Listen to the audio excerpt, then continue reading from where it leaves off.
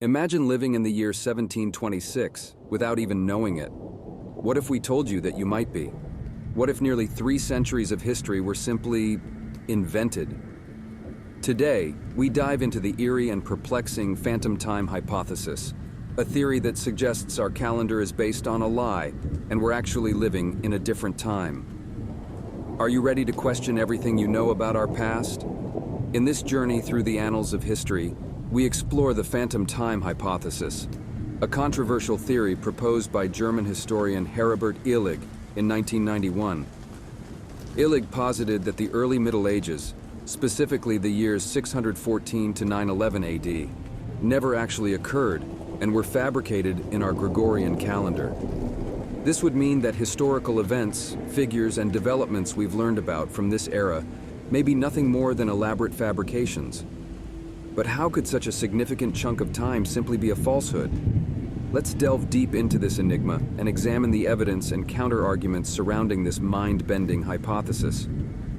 To understand the origins of the phantom time hypothesis, we need to travel back to 1991, when German historian Herbert Illig first presented this startling theory. Illig, known for his works on archaeology and the history of art, suggested that the early Middle Ages were an elaborate historical fabrication. But what led Illig to this unconventional conclusion? The hypothesis hinges on perceived inconsistencies and gaps in historical records and chronology. Illig argued that the Gregorian calendar, introduced by Pope Gregory XIII in 1582 to reform the Julian calendar, was influenced by a conspiracy to retrospectively extend the rule of the Holy Roman Emperor, Otto III. According to Illig, Otto III, alongside Pope Sylvester II, manipulated the dating system to place themselves in the year 1000 AD, a year that held significant symbolic importance as the start of the new millennium. Illig claimed that this fabrication was possible due to the chaotic state of written records during this time period, making it easier for such a large-scale alteration to go unnoticed.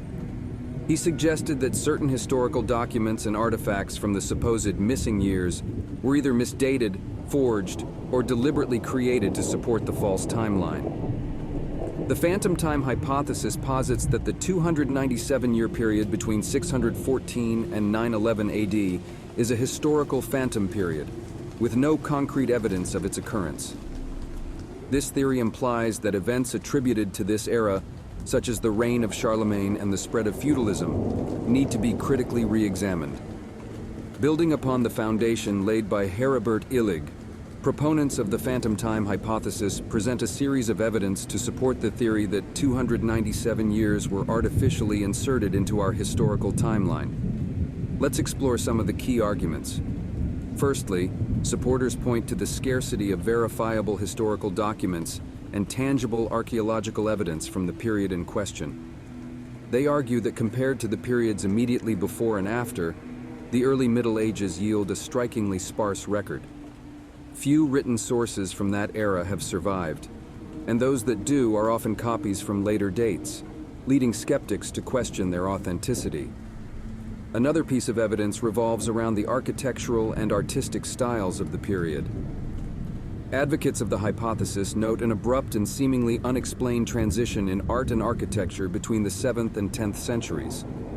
For instance, the shift from pre-Romanesque to Romanesque architecture appears to be too sudden to be a natural evolution, suggesting a possible discontinuity in the historical timeline.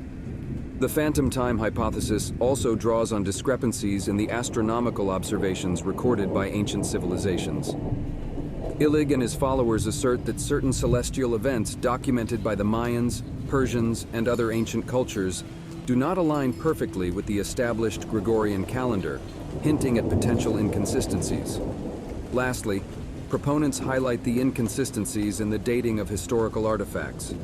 They argue that the dating methods used for artifacts from the early Middle Ages, such as radiocarbon dating, are not foolproof and can yield inaccurate results, leaving room for doubt regarding the conventional timeline. Together, these pieces of evidence form the backbone of the phantom time hypothesis, challenging the established historical narrative and inviting us to question the authenticity of the early Middle Ages. While the phantom time hypothesis presents a thought-provoking perspective on history, It is essential to also consider the counter-arguments and criticisms put forth by historians and scholars. One of the most significant counter-arguments revolves around the synchronicity of historical events across different civilizations. Critics point out that the early Middle Ages were not just a European phenomenon, but were contemporaneous with well-documented and flourishing civilizations such as the Tang dynasty in China and the Islamic Golden Age in the Middle East.